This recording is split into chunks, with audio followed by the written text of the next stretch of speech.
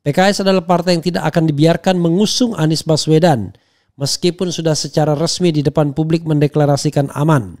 Operasi Senyap kabarnya tidak berhenti untuk terus menggoda dan membujuk PKS. Apa tawarannya? Anda sudah pasti tahu, sudah banyak dibicarakan publik dan bukan menjadi rahasia umum lagi. Anda berpikir operasi itu gagal dan sudah berhenti? Benarkah? Anda perlu update karena politik itu dinamis dan punya hukumnya sendiri. Intinya, semua operasi Senyap terus berjalan dan semakin masif. Jika ada air yang tenang, Anda perlu curiga bahwa tempat itu sangat dalam. Dinamika politik di Jakarta beberapa pekan ini terlihat sangat tenang. Apa Anda tidak peka dan punya kecurigaan? Satu hal bahwa informasi di belakang panggung tidak selalu sama dengan apa yang Anda baca di media.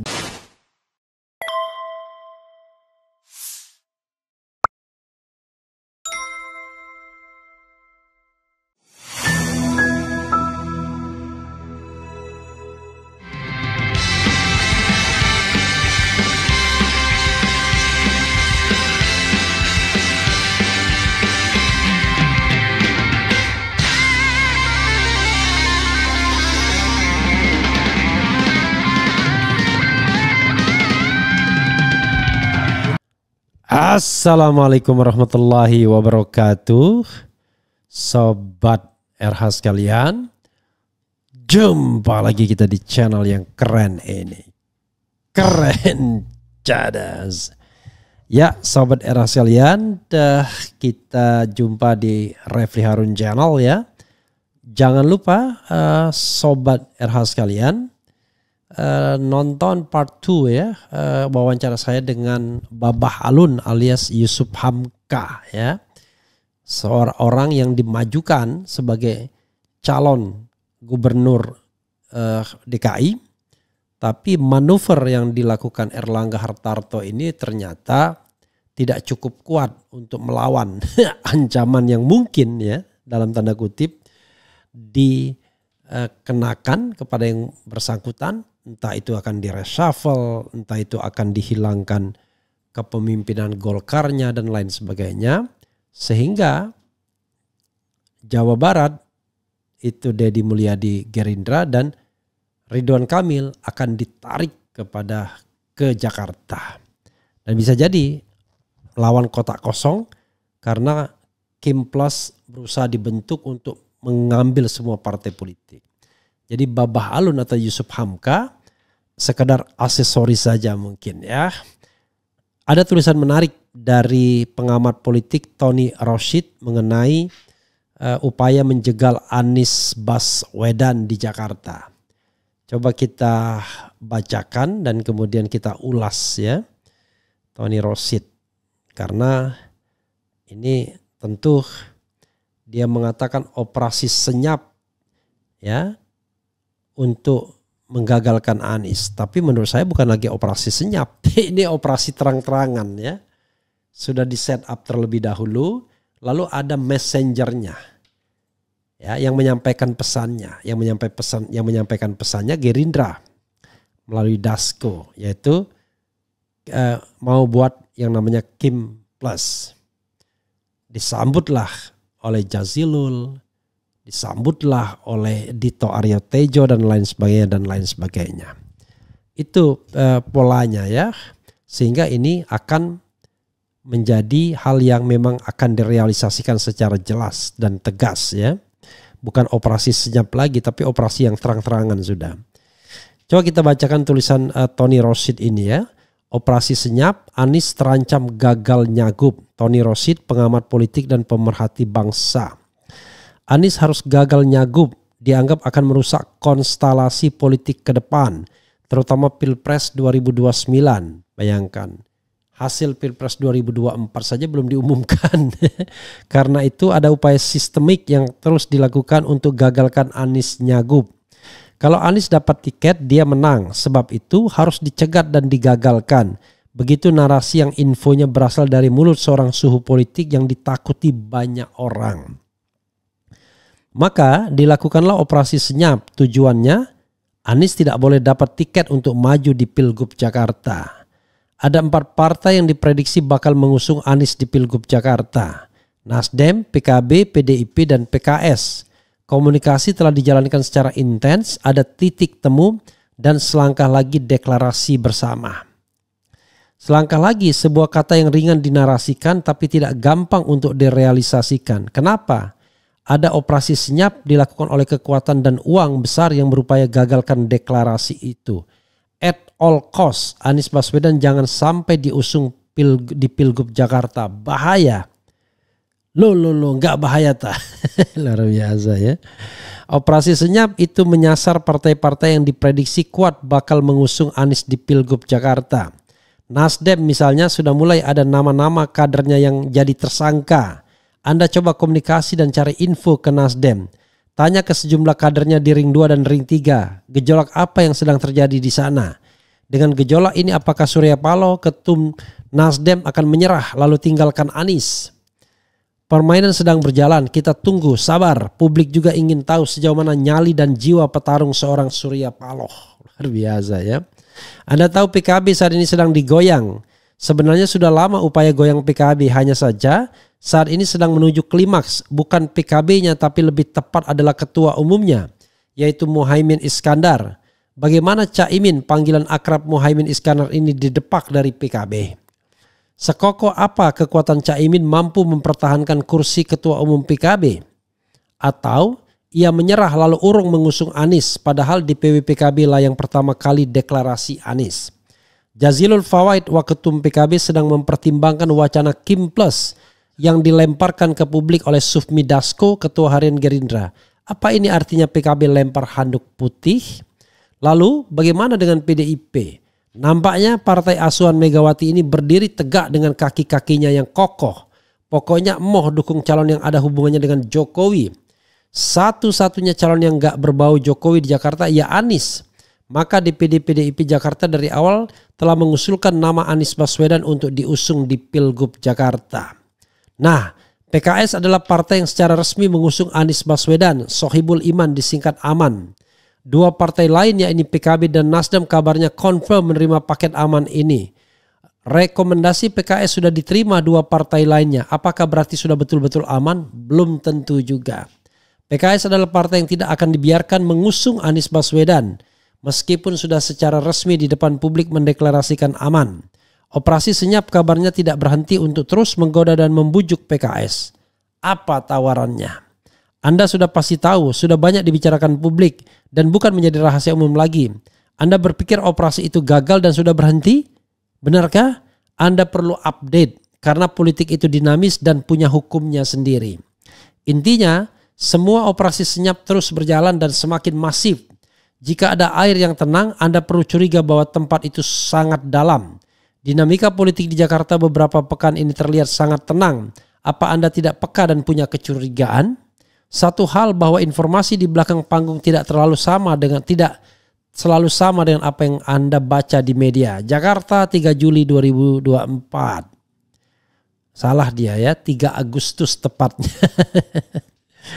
Ya, sobat era sekalian, bagi orang tertentu ini udah jelas sekali ya tanda-tandanya. Jadi apa yang disampaikan sebenarnya awalnya ya ketika dideklarasikan Kim Plus, nah ya itulah operasi senyapnya ya. Jadi bukan lagi operasi senyap, operasi keterang-terangan. Deklarasi Kim Plus, tawari PKB, tawari Nasdem, tawari PKS. PDIP nggak ditawarin karena diperkirakan PDIP tidak akan mau. Kan begitu. Maka tawarannya beda-beda. Yang seperti saya katakan sebelumnya. Bisa ditawarin yang enak-enak, bisa diancam.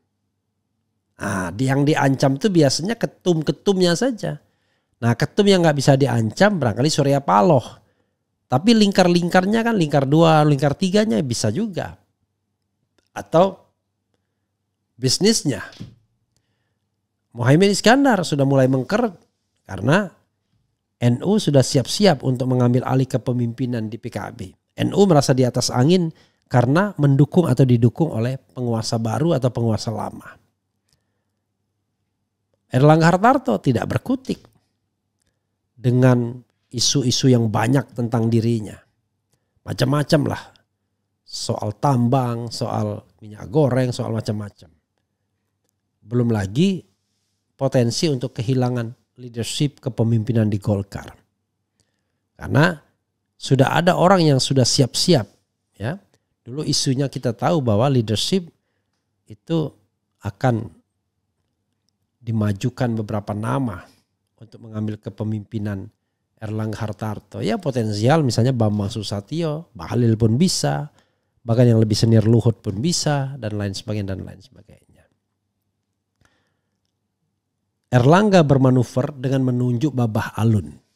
Siapa tahu Babah Alun bisa menjadi pemecah kebekuan dan memprotek Ridwan Kamil untuk tetap di Jawa Barat. Tapi nggak mampu dan nggak mempan. Karena Babah Alun ya tentu dianggap bukan lawan sepadan Anies Baswedan. Tapi tidak ada lawan sepadan Anies Baswedan kalau seandainya ada a fair competition sesungguhnya. Karena itu ya OTW-nya Ridwan Kamil ke Jakarta dengan harapan Anies tidak maju sehingga dia leluasa untuk menjadi gubernur DKI tanpa adanya kompetisi, tanpa adanya a fair competition. Biarlah sejarah yang mencatat ini semua ya. Karena sekali lagi yang kita inginkan a fair competition. Kok susah sekali sih rakyat Indonesia diberikan sebuah kompetisi yang benar-benar genuine dan fair, jurdil sesuai dengan pesan konstitusi. Kenapa harus ada rekayasa tertentu dan lain sebagainya? Itu yang menjadi persoalan.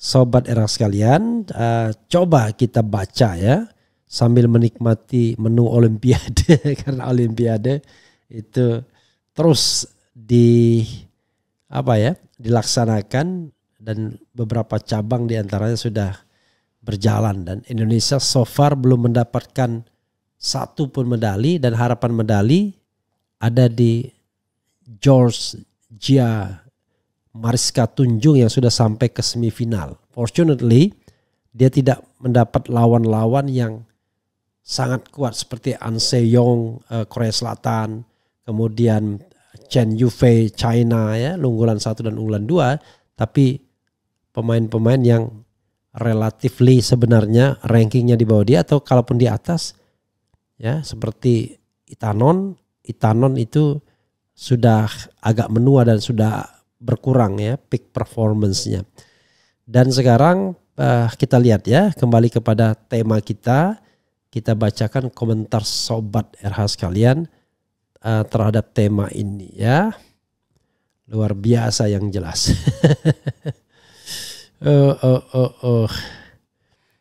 Ini sesuatu yang kadang-kadang politik kita berpikir apa iya ya setega itu. Ternyata ada upaya menjegal Anies dilakukan juga di Pilpres sesungguhnya ya untuk 2 calon tetapi tidak berhasil karena ada peran PKS di sana. Tetapi sekarang peran Nasdem di sana. Tapi sekarang kita akan lihat apakah Nasdem masih akan menjadi pahlawan ataukah akan menjadi pecundang demokrasi ya. Oke. Masih bisakah negara ini bertahan sampai 2029? Ya masih bisa lah ya. Selalu ada harapan untuk perbaikan. Salam cadas.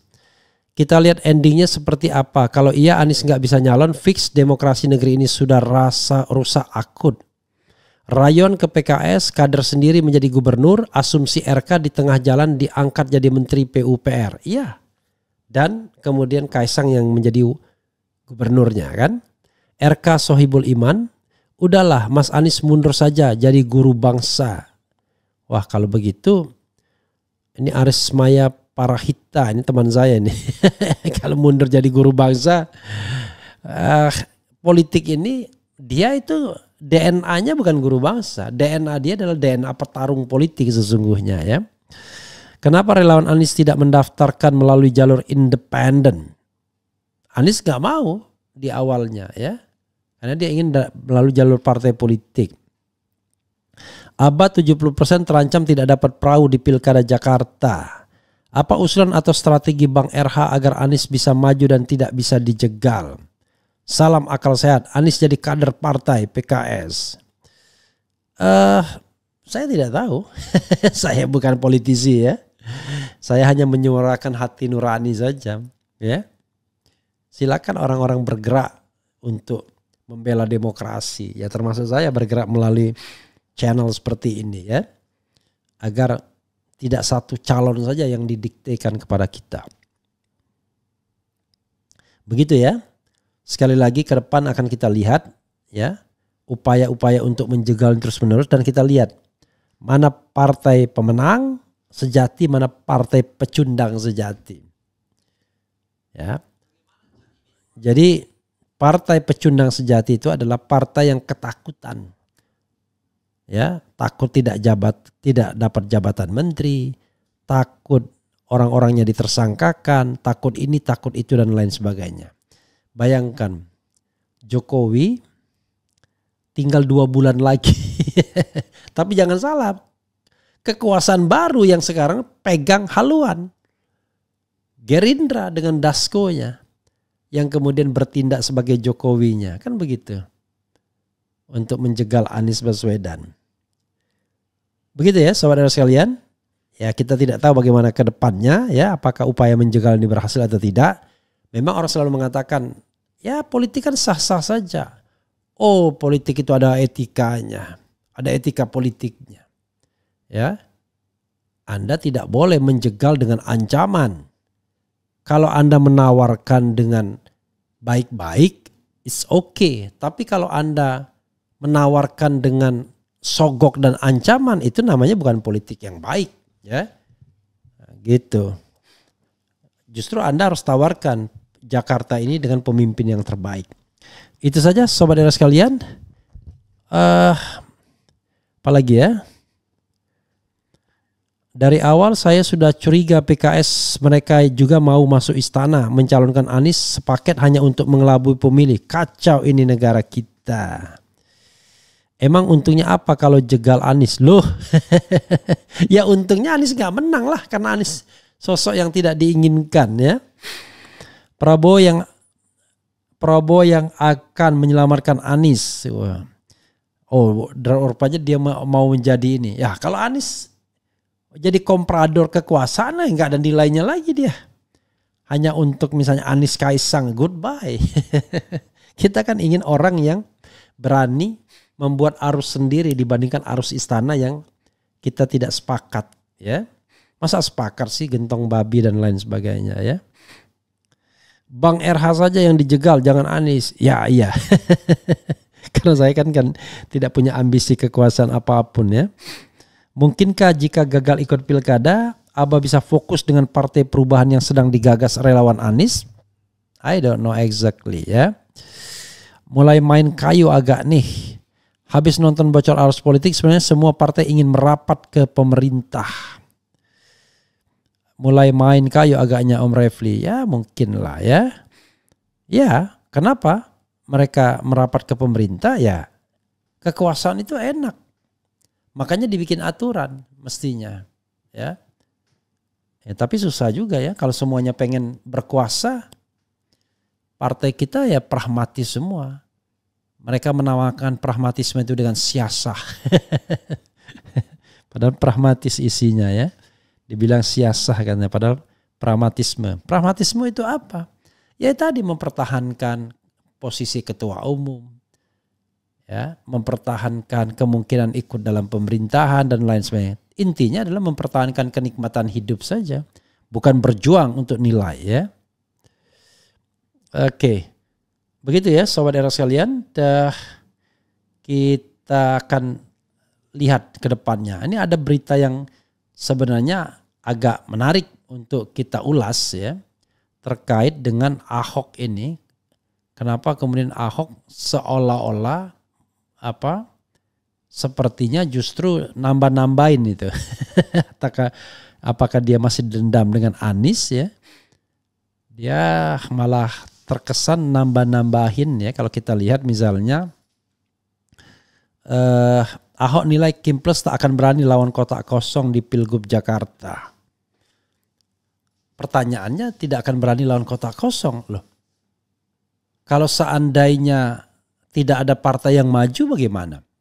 Atau dia mau bikin calon boneka. Ya kan? Boleh juga ya. Tuh, Ahok secara prinsip PDIP sulit dukung Anies. Kenapa harus Ahok yang ngomong ya?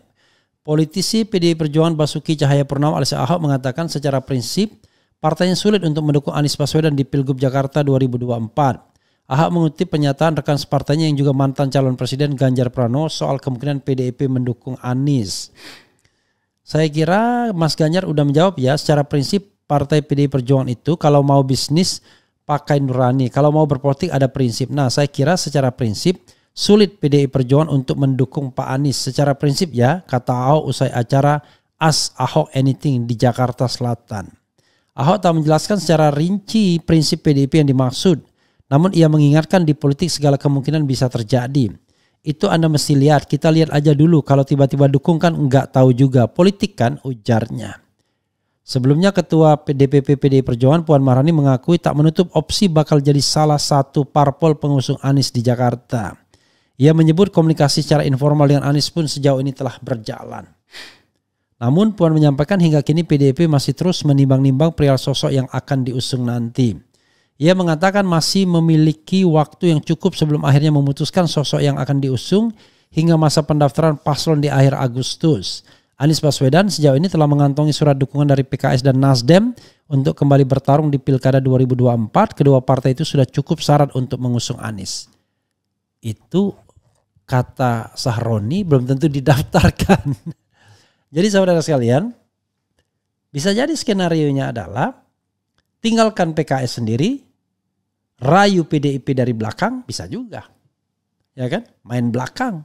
Yang penting PDIP tidak mau gabung dengan PKS, sudah gagal semua akhirnya. Ya kan? Jadi kalau seandainya semua parpol itu, nanti kita bicara skenario 1, skenario 2, skenario 3, skenario 4 ya. Kalau kita bicara misalnya mengenai kemungkinan-kemungkinan, bisa jadi. Pertama, kalau seandainya PDIP ditinggalkan, semua partai yang mengusung Anies di Pilpres kemarin gabung ke Kim Plus, kan PDIP nggak bisa nyalon, nggak bisa dia nyalon. Ya mau apa, ya kan? Nah, kalau seandainya misalnya tinggal PKS sama PDIP, pertanyaannya adalah apakah Ahok ingin mendapatkan kesempatan untuk dijadikan calon cagup? Dan dia berharap wakilnya PKS. Maka menurut saya sangat aneh. Sama PKS bisa, sama Anies nggak bisa. kan begitu kan teorinya kan. Atau sebenarnya PDIP mau tapi sama PKB. Anies nggak ditinggalkan juga. Jadi bagi istana yang penting Anies nggak nyalon. Bisa juga. Misalnya PKS dibiarkan sendirian, gak punya calon. Lalu PKB gabungnya sama PDIP. Tapi yang dicalonkan bukan Anies, yang dicalonkan Ahok. Dengan calon dari PKB. Bisa juga. Nanti kita lihat ya. Siapa yang berkhianat, siapa yang konsisten dan lain sebagainya. Ya, ini bukan soal Anies atau tidak Anies. Anies itu manusia biasa saja, warga negara biasa. Tapi ini adalah cara berpolitik yang sehat. Manuver-manuver dan lain sebagainya. Yang sehat itu adalah Ahok nyalon, Anies nyalon, Ridwan Kamil nyalon. Itu sehat. Tiga-tiganya bertarung secara jantan di Jakarta. Tapi kalau kemudian berkonspirasi agar satu tidak nyalon, itu enggak bagus. Harusnya Prabowo bilang begini. Biar kita sehat demokrasi kita, silakan Anies maju. Dengan PKS dengan Nasdem, saya persilakan. Silakan Ahok maju dengan PKB, saya persilakan. Dan Gerindra silakan memajukan Ridwan Kamil. Nah itu baru hebat. Tapi sudahlah, itu omong kosong, nggak mungkin akan diucapkan oleh Prabowo. Karena jajaran bawahnya yang diinginkan adalah Anies tidak maju, lalu Ahok akan ditakar kemampuannya. Kira-kira begitu ya. Artinya kalau Ridwan Kamil berhadapan dengan Ahok masih ada peluang untuk menang. Seandainya skenario itu berjalan misalnya, masih ada peluang untuk menang. Apalagi pakai gentong babi ya. Karena bagi pendukung Anies tetap dilematis dia untuk mendukung Ahok. Tetap dilematis dia. Akhirnya ya Ridwan Kamil akan menang. Karena Ridwan Kamil dianggap misalnya mewakili Islam dan lain sebagainya. Jadi politiknya nggak bagus jadinya. Yang paling bagus itu tiga-tiganya nyalon, tiga-tiganya bertarung. Harusnya begitu ya.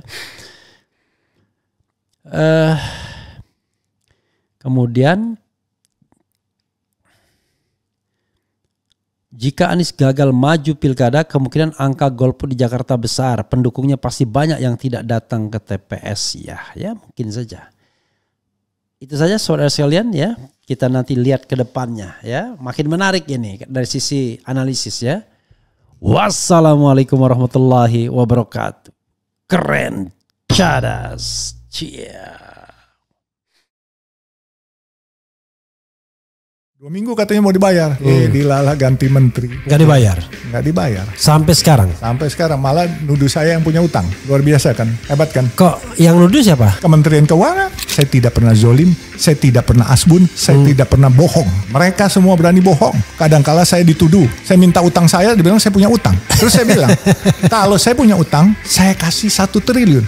Kalau ternyata saya tidak dibuktikan bisa punya utang, kamu bayar saya 1 rupiah. Enak gak Pak? Taruhan 1 triliun sama 1 rupiah. Kalau buat saya semua dari awal saya sudah bilang kepada anak-anak saya, kita lahir di Indonesia, kita besar di Indonesia, kita hidup dari tanah Indonesia, dan kita akan mati di Indonesia. Itu harga mati.